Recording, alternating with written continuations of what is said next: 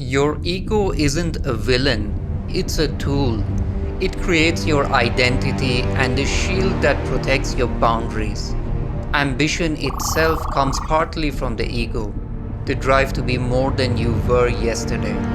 It's the force that pushes a footballer to spend hours alone on a pitch, repeating a single strike until it's perfect. Or it's the drive that makes someone stay late at work fixing the same presentation slide over and over until it's just right.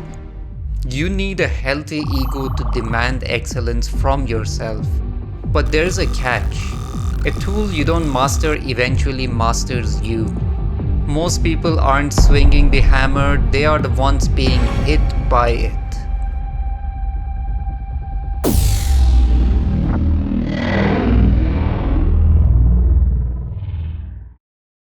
The danger begins when your ego shifts from creative to defensive. A creative ego says, I want to be the best. A defensive ego says, I am the best, and then lives in constant terror of being proven wrong. The moment you stop building and start defending, you have already lost.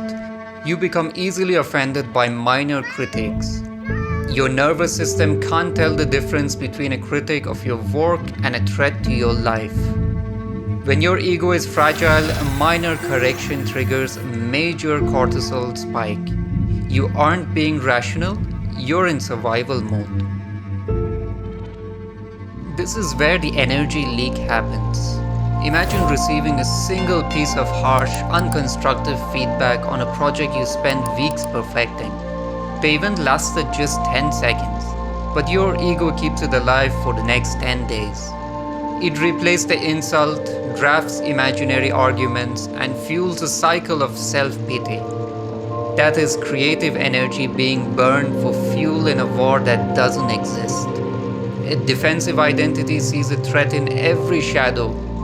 It fuels your anxiety, drains your focus, and keeps you stuck in maintenance mode instead of growth mode. You aren't failing, you're just leaking the fuel you need to win. So to master your life, you have to master the tool.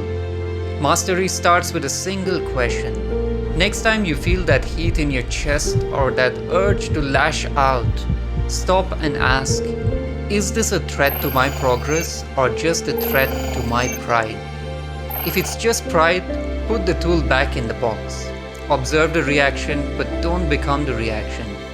Use your ego to drive you toward the work, but don't let it dictate your worth and run the show.